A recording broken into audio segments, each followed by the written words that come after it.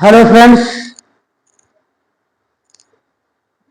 आप सभी का ऑनलाइन क्लास लक्ष्य एकेडमी में हार्दिक स्वागत है। जैसा कि आप लोगों को पता है कि परीक्षा का समय चल रहा है और इसमें आपकी तैयारी बहुत जोर से चल रही है और अपने उद्देश्य लक्ष्य को प्राप्त करना आपके लिए बहुत बड़ा चैलेंज है। मैं आज आपको कुछ अतिरिक्त बातें और भी बताना चाहता हूं कि स्टूडेंट सभी विद्यार्थी इस बात को ध्यान रखें। यदि आप कुछ बन के दिखा दोगे, कुछ करके दिखा दोगे तो सारी दुनिया आपको सलाम करेगी, क्योंकि उगते हुए सूरज को सभी सलाम करता है। जब सूरज छुपने लगता है तो उसको कोई नहीं पूछता। तो दुनिया में मात्र एक ही रास्ता है जिससे हम जमीन से लेकर आसमान तक, ये ऐसा कह सकते हैं, जमीन से आसमान तक, आसमान पर इकट्ठा एक बारगी पहुंच सकते हैं। और ऐसा कोई रास्ता नहीं है जिससे आप मान सम्मान, इज्जत, शोहरत सब कुछ प्राप्त करें। शिक्षा ही वह माध्यम है जिसके माध्यम से हम अपनी जिंदगी में कुछ कर सकते हैं। तो अपने भविष्य को अगर बेहतर बनाना है तो शिक्षा रूपी हथियार को अपनाना है। और आज हम आपके लिए डायरेक्ट एंड इनडायरेक्ट स्पीच 10 और 12 के लिए लेकर आए हैं, जिसके अंदर बहुत से नियम, तौर तरीके और परीक्षा की दृष्टि से महत्वपूर्ण भी है, क्योंकि अभी 10 और 12 के इंग्लिश के पेपर नहीं हुए हैं। तो आप अच्छी तरह से देखिए, समझिए और रिहर्सल करिए। अपना शेयर और कमेंट हमें जरूर बताइएगा। तो चलते हैं, हम आपके सामने ये 5 सेंटेंस लिखे हैं।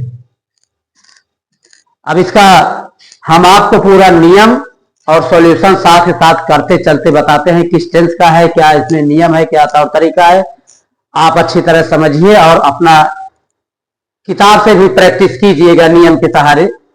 पहला सेंटेंस है, he said to me, I do not like sweet things। Sentence का मतलब समझिए और डायरेक्ट इनडायरेक्ट हल करने का मैं एक आसान फार्मूला आपको बताता हूं। आप उसको महसूस करेंगे तो खुद ही इस चीज का अनुभव करेंगे अपने मन में कि डायरेक्ट स्पीच को हल करने से पहले आप उस सेंटेंस को अपने ऊपर लागू करके और किसी को एग्जाम्पल सामने रख करके हल करेंगे तो आसानी से समझ में आ जाता है। प्रोनाउन वगैरह जो हल करना होता है, प्रोनाउन चेंज करना होता है, प्रोनाउन आराम से हल हो जाता है। बहुत से विद्यार्थी शिकायत करते हैं कि प्रोनाउन सब कुछ हल कर लेते हैं, सॉल्व कर लेते हैं, चेंज कर लेते हैं, लेकिन प्रोनाउन में दिक्कत होती है। तो ये आपको हम आसान तरीका बता रहे हैं। तो चलिए पहले सेंटेंस की ओर चलते हैं। He said to me, I do not like sweet things। उसने मुझसे कहा, I do not like sweet things। मैं मीठी चीजें पसंद नहीं करता। तो हम किसी को सामने रख करके मान रहे हैं, उसको कह रहे हैं कि उसने मुझसे कहा, उसने मुझसे कहा। कहा का मतलब अब यहां पर हमको बताया, तो हम सेड टू के स्थान पर टोल्ड लिख देंगे। क्या हो जाएगा? ही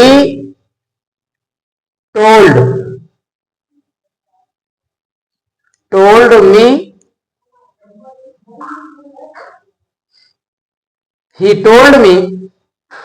अब कामा इनवर्टेड कामा को हटाने के लिए हम कंजक्शन दैट का प्रयोग करते हैं। ही टोल्ड मी, अब हम दैट लिख देते हैं। कामा इनवर्टेड कामा को हटाने के लिए हम दैट का प्रयोग करते हैं यदि रिपोर्टिंग वर्ब में ऑब्जेक्ट है तब। फिर अब इसमें हम देखते हैं प्रेजेंट इंडेफिनिट टेंस का निगेटिव सेंटेंस है।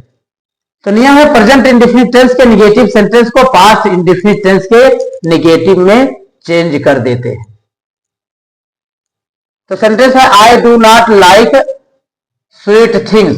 तो इसको पास्ट के निगेटिव में बदलेंगे तो क्या हो जाएगा, और प्रोनाउन चेंज भी होगा। आई है तो इसका एक फार्मूला हम आपको विस्तार से अच्छी तरह से बता देते हैं कि सन बटा 123। अभी इसको हम विस्तार से लिख करके बता देंगे। अभी आपको बता दें, सन बटा 123 लिख लीजिए अच्छी तरह से। ये आपका डायरेक्ट इनडायरेक्ट सेंटेंस हल करने का एक ब्रह्मास्त्र है। इससे बड़ा कोई फार्मूला और तरीका नहीं है। सन बटा 123 सब्जेक्ट, यह से हो गया subject according to first person according to subject, second person according to object, और थर्ड पर्सन है तो नो चेंज होता है। तो यहां पे फर्स्ट पर्सन आई है, आई यानी फर्स्ट पर्सन सब्जेक्ट, सब्जेक्ट क्या है यहां पर, ही, तो हो जाएगा ही डू नॉट है तो डिड नॉट हो जाएगा। He did not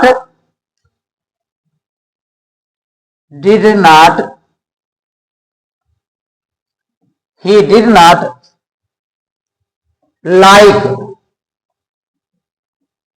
like sweet things। ये हो गया आपका थिंग्स।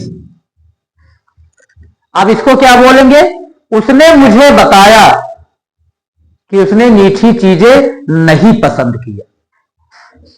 अब उसके बाद दूसरे सेंटेंस में आते हैं, he said to her you are not cooking delicious food these days. कोई व्यक्ति है वो किसी फीमेल से, किसी लड़की या महिला से शिकायत कर रहा है, कह रहा है you are not cooking delicious food these days. आजकल आप स्वादिष्ट खाना नहीं पका रही हैं। तब इसका हम इनडायरेक्ट चीज बनाएंगे तो क्या हो जाएगा, उसने उसे बताया, क्या हो जाएगा, ही टोल्ड हर। अब वही कंजक्शन का प्रयोग करेंगे कामा इन्वर्टेड कामा को हटाने के लिए, that. He told her that. अभी यू है सेकंड पर्सन ऑब्जेक्ट अनुसार, ऑब्जेक्ट हमारा हर है, ये ऑब्जेक्टिव केस में है। इसको सब्जेक्टिव केस में लाएंगे तो हो जाएगा सी।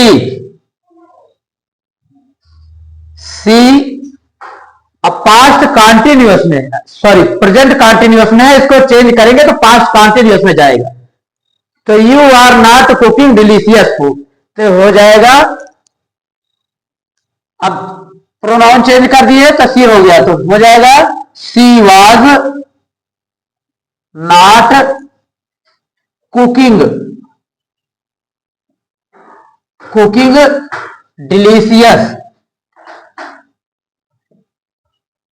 डिलीशियस फूड दीज डेज को दोज डेज। ठीक, अब चलते हैं तीसरे सेंटेंस की ओर। My friend said to me have you taken your breakfast now. मेरे मित्र ने मुझसे कहा, अब प्रश्नवाचक है, have you taken your breakfast now, क्या अब आपने अपना नाश्ता ले लिया। अब इसमें नियम है, अब ये आ गया इंट्रोगेटिव सेंटेंस। इंट्रोगेटिव सेंटेंस में रिपोर्टिंग वर्ब में क्या क्या परिवर्तन करना होता है, रिपोर्टिंग वर्ब में सेड टू के स्थान पर आस्क्ड या इंक्वायर्ड का प्रयोग करते हैं, नंबर 1। दूसरी बात, कब हम आस्क्ड लगाते हैं, कब इंक्वायर्ड लगाते हैं। यदि वार्तालाप करने वाले लोग बराबर कैटेगरी में हैं तो वहां पर हम आस्क्ड का प्रयोग करते हैं। यदि जूनियर सीनियर है तो वहां पर इंक्वायर्ड का प्रयोग किया जाता है, क्योंकि अगर हमसे कोई सीनियर है तो हमारी इंक्वायरी करेगा, हमसे पूछने या सलाह लेने नहीं आएगा। Have you taken your breakfast, इसमें my friend said to me, यानी मेरा मित्र है तो मेरे ही कैटेगरी का है, तो वो स्वाभाविक बात है कि वो मुझसे पूछेगा। तो क्या लगाएंगे यहां पर, आस्क्ड। माय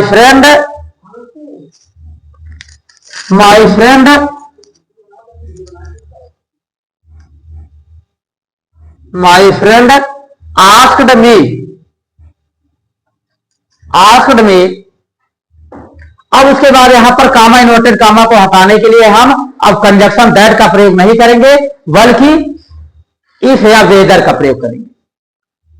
इसमें कोई परहेज नहीं है कि चाहे इफ ही लगाए या चाहे वेदर ही लगाए, इसका कोई नियम नहीं है। तो हम इफ लगा देते हैं। My friend asked me, if अब यू है, यू को हम सेकेंड पर्सन ऑब्जेक्ट, ऑब्जेक्ट हमारा मी है, मी ऑब्जेक्टिव केस में, इसको सब्जेक्टिव केस में चेंज करेंगे तो क्या हो जाएगा, आई। तो क्या हो जाएगा, if past present perfect tense में है तो इसको हम चेंज करेंगे तो पास्ट परफेक्ट टेंस में, और जो प्रश्नवाचक है इसको हम असर्टिव में बदल देंगे। तो क्या हो जाएगा, if I had taken, if I had taken, अब आई के साथ में माई लगाएंगे, माई ब्रेकफास्ट,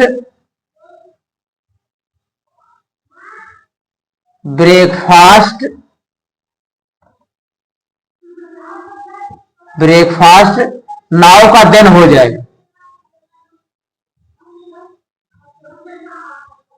ये हो गया, 3 क्वेश्चन हो गए आपके।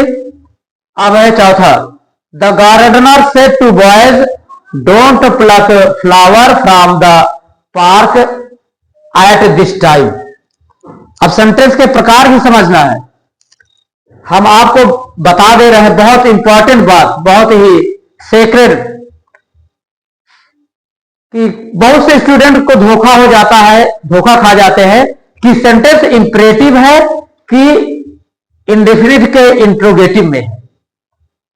तो ये आपका जो सेंटेंस है, don't pluck flower from the park, ये आपका इंपरेटिव सेंटेंस है। इंपरेटिव सेंटेंस पहचानने का तरीका यह है, अगर निगेटिव में है तो डोंट के तुरंत बाद जो है वर्ब आता है, अगर अफर्मेटिव में भी है तो उसमें तुरंत वर्ब आता है। जबकि प्रेजेंट इंडेफिनिट टेंस के निगेटिव या इंट्रोगेटिव नेगेटिव में पहले आएगा हेल्पिंग वर्ब, उसके बाद सब्जेक्ट आता है, लेकिन इंपरेटिव में डू नॉट के बाद तुरंत वर्ब आ जाता है। यह पहचानने का बहुत ही आसान तरीका है। जब आप सेंटेंस को पहचानेंगे तब उसमें नियम लगाएंगे, जब सेंटेंस ही नहीं पहचान पाएंगे तो उसमें नियम कौन सा लगाएंगे। चलिए इसको हल करते हैं। The gardener said to boys, माली ने लड़कों से कहा, डोंट प्लक यानी मना कर रहा है, मना कर रहा, जहां पर मना करना होता है, मनाही वाला सेंटेंस होता है, वहां पर हम फॉरवर्ड या फॉरबिड में बदल देते हैं। तो सेट के टू के स्थान पर फॉरवर्ड या फॉरबिड का प्रयोग करेंगे। तो द गार्डनर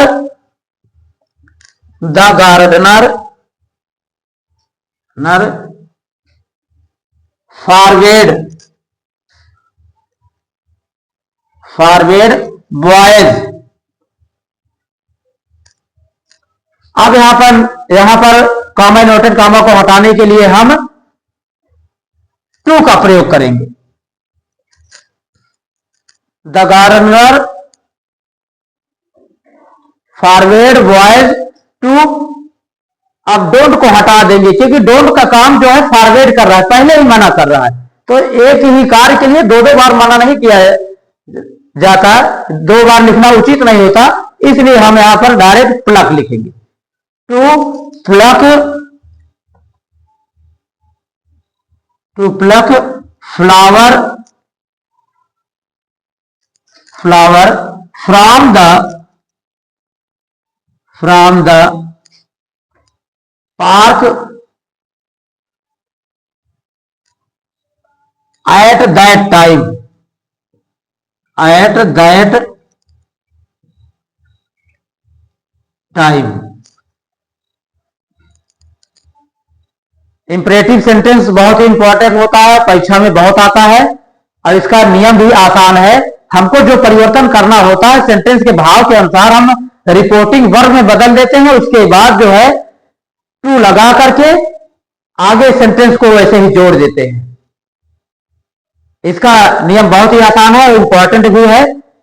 अब उसके बाद चलते हैं last sentence, the doctor said to patient take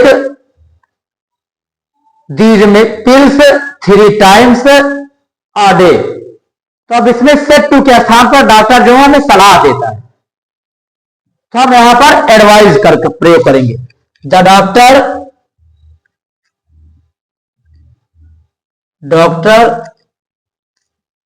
advised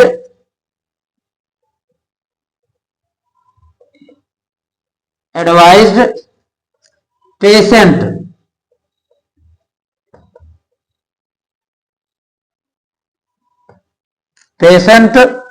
to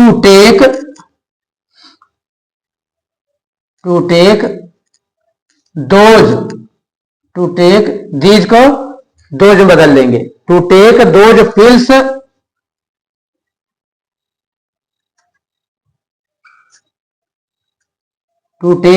pills three times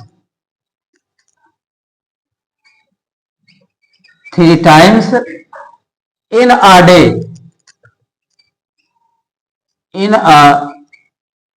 day. हमने आपको काफी नियम भी बता दिया और ये आपको 5 सेंटेंस हल करके भी दे दिया। आप शेयर और कमेंट जरूर करिए, खुलकर बताइए कैसा आपको लगा, तो हम इससे भी बेहतर और नियम हम आपको लेकर आएंगे और आसान से आसान तरीका आपको बताएंगे ताकि आपका पेपर अच्छी तरह से हल हो जाए। और इस चीज को आप मत भूलिएगा, जिससे हमें आपके सुझाव की जानकारी मिले तो हम नया नियम लेके आएंगे। आपने वीडियो देखा, धन्यवाद।